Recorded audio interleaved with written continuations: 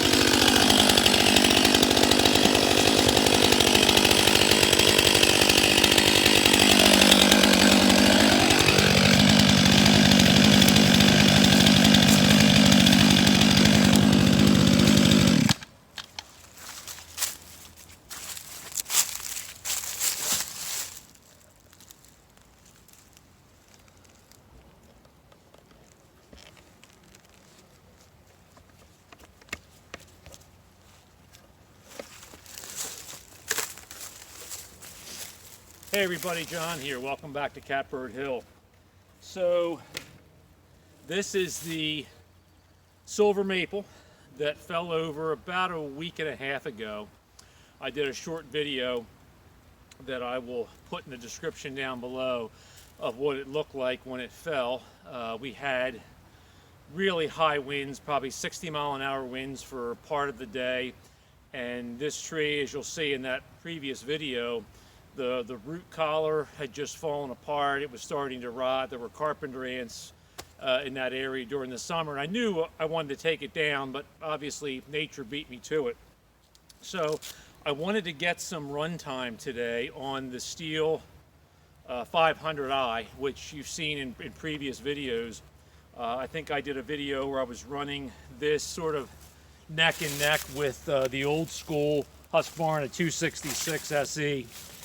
So I really haven't done a lot of continuous cutting with this. I've done some test cutting. I put it in some big wood just to see how it would handle, but I really want to get some good lengthy runtime on it. I'm also curious to see how much fuel it consumes. I mean, the word on the street is that these things are very thirsty when it comes to the fuel. I topped off the tank and I cut for probably, well, you saw when the video started, however long that has been. Yeah, it's I'd say we're down to only maybe a quarter of a tank in there, maybe a third, but that's what I've heard. Anyhow, you know, time will tell. So this thing cuts like crazy. I mean, anybody who's used one has had a chance to test one out, or if you have one yourself, you know that the pulling of the saw into the wood, the power it has is just phenomenal.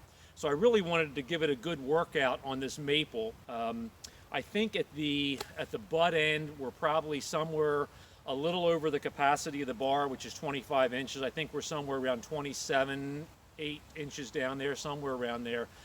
And one of the things that I am curious to find out when we dig a little deeper into this log is how far up the rot came. Now you saw me cut one of the leaders off here. Actually, it was from this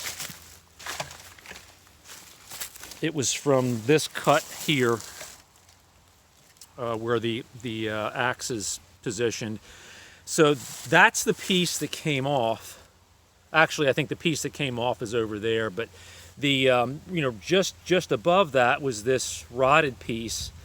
And it's just amazing. Like, I don't know if you guys can see in there, just look in at the mushrooms that are growing in there, the fungi. You know, I'm amazed that this thing just didn't totally collapse a long time ago. We've had a lot of wind here in the last, you know, year or so. We've had a lot of pretty big storms. So you can see the stuff that I've cut over there, nice solid. You know, this is going to be really good firewood. This stuff's, you know, probably 8 to 10 inches in diameter. That's a nice healthy chunk there. That's probably 14 inches or so. So I want to finish sectioning up these limbs that are on the ground. You know, there's kind of that tedious work, as you all know. You can't cut all the way through. You gotta, you know, detach it from the main trunk, and then, you know, cut 3/4 of the way through, roll it, and then finish the cuts. That takes a little time. I don't want to, you know, bore you guys with that, but you can see here, hopefully you can see that. I'm going to try to focus in on this. You can see this split here. That actually, I want to see, yeah, that actually is fairly solid wood in there. It's kind of hard to see, but that's just where it hit, and, you know, the force as the upper limb hit pushed the upper limb back and just fractured it there. But I've got, I think, plenty of length in this remaining trunk to get a couple of really good saw logs out of this. And we'll do another video of that, because I'm probably going to I might bring out another saw to section it, just maybe with a 36-inch bar. The thing that I'm really not sure about is, you know, how far up that rot goes. I mean, that is really bad. When I saw this the first time after it had come down, Beth had been home and she texted me and said we have a big tree down, and I got home and I saw this. I mean, this is the kind of stuff that puts a little chill down my spine. I mean, it's scary to look at the exterior structure of a tree, and it seems solid, and you push on it and it's not spongy or anything.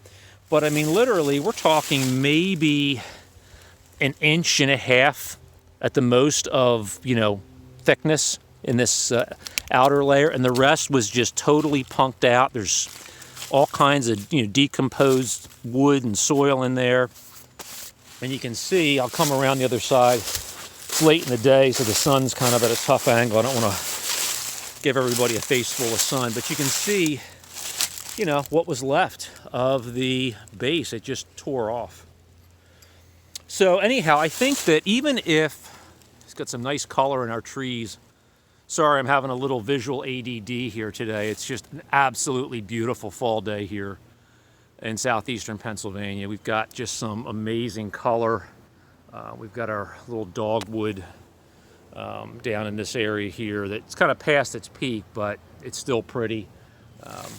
There's another nice little dogwood there. But I just had to get out and cut today. But I kept looking at this log, and I'm thinking that based on where I'm seeing the rot, I'm thinking I might be good starting somewhere about here, like maybe a foot and a half up from that. So if I kind of step out from that point, 1, 2, 3, 4, 5, 6, 7. Okay, my full stride is 3 feet. So we're looking at about 20-ish feet, 21 feet there. So I think I can get 3 nice size saw logs. I'd love to get 3. I mean, for my purposes, for the wood that I would use for slabs to mill this up, I know a lot of people say 8 to 10 feet. Maybe I'll get 2 10-footers. I'll see what it looks like. I'd like to get 3 out of there if I could. It is such a perfectly straight log. I'm going to stand down here at the end, hopefully without falling. And you can look at that. I mean, it's pretty much as straight as a string, which is kind of unusual for silver maples. They usually are multi-leadered, and that's why they fail. But anyhow, I wanted to do a video. I'll do a separate video on the sectioning of this.